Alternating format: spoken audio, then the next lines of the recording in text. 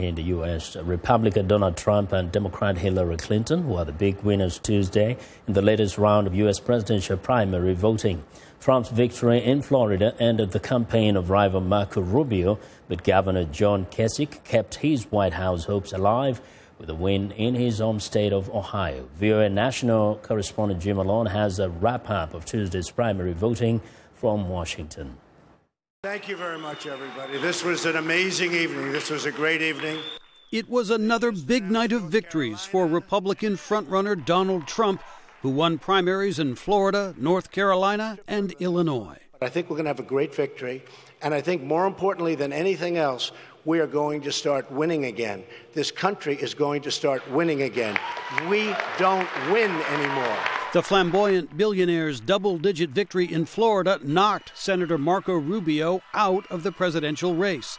But even as he suspended his campaign, Rubio issued a warning that seemed aimed at the Republican frontrunner. America needs a vibrant conservative movement, but one that's built on principles and on ideas, not on fear, not on anger, not on preying on people's frustrations. It was also a good night for Ohio Governor John Kasich. Kasich's victory in his home state primary saved his presidential campaign and keeps alive the possibility of a contested Republican convention in July. We put one foot in front of the other, and I want to remind you again tonight that I will not take the low road to the highest office in the land. The Republican race is now a three-man race, including Texas Senator Ted Cruz, who sees himself as Trump's chief rival. And going forward, the choice is straightforward. Do you want a candidate who shares your values, or a candidate who has spent decades opposing your values? In the Democratic race, big victories in Florida, North Carolina, and Ohio for frontrunner Hillary Clinton helped corral many more delegates than her rival, Senator Bernie Sanders. Addressing supporters in Florida, the former Secretary of State turned to her differences with Donald Trump. If we reach out to treat each other with respect, kindness, and even love instead of bluster and bigotry, if we lift each other up instead of tearing each other down, there's nothing we can't accomplish together. Sanders vowed to fight on. This campaign is doing well because we are listening to the American people and not just wealthy campaign contributors. But with Sanders falling further behind in convention delegates, Clinton took a major step towards securing the Democratic Party nomination. Jim Malone, VOA News, Washington. For more on the primaries, VOA's Carolyn Presutti joins me live from Florida. Now, Carolyn, was there anybody really who was surprised by the results, particularly from Florida?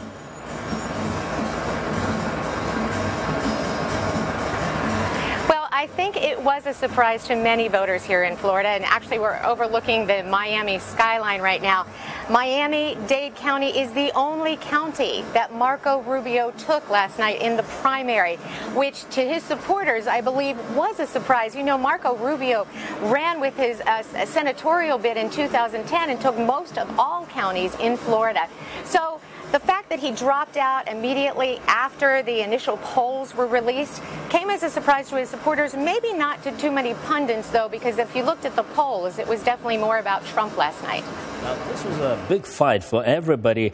What changes now? Do we expect to hear a change in the tone, or what things change going forward?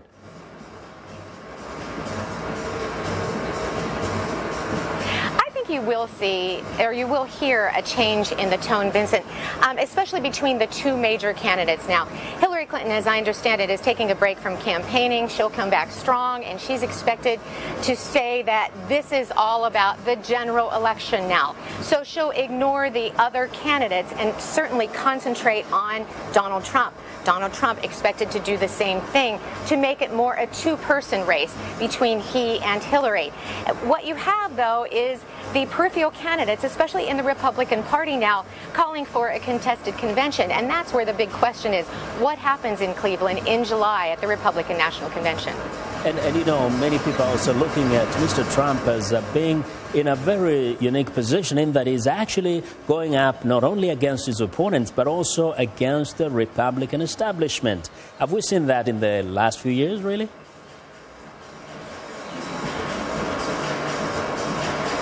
That is an amazing point that you bring up. Absolutely. And what's also astonishing is a CNN poll that was just taken. It shows that the two main candidates, Hillary Clinton and Donald Trump, are voted unfavorably by most voters. Hillary came out with a 55% unfavorable rating. Trump came out with a 60% unfavorable rating. So you have two main candidates in this country who people don't trust, they don't like. So what does that mean for our political system? It'll all sort itself out before November, but it certainly is a very interesting campaign year. And we know a contested convention, it might be a very complicated concept for many to understand, but for the sake of our viewers, can you just briefly break it down, what that might mean for the Republicans?